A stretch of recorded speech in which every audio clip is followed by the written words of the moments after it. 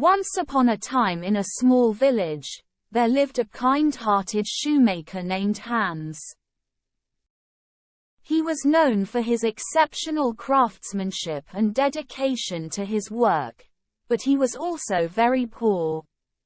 Hans would spend long hours at his tiny workshop, making beautiful shoes, hoping that someday his fortune would change.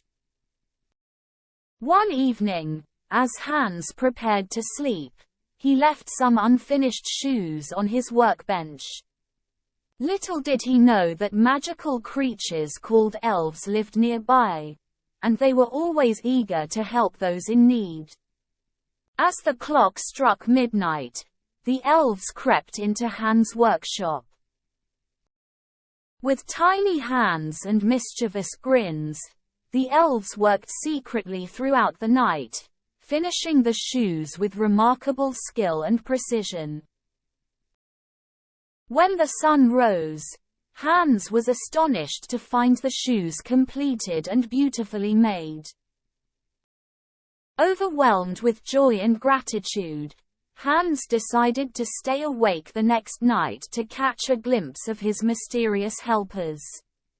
As midnight approached, he saw the elves busily working on more shoes, singing sweet songs as they sewed and hammered. Hans couldn't contain his excitement and shouted, "Thank you, dear elves.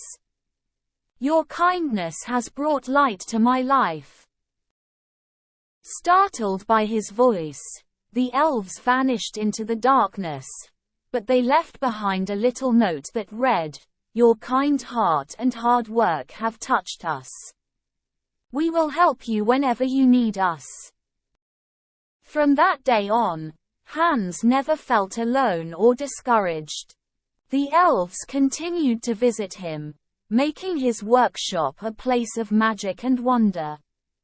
With their help, Hans became a famous shoemaker, and people from far and wide admired his shoes.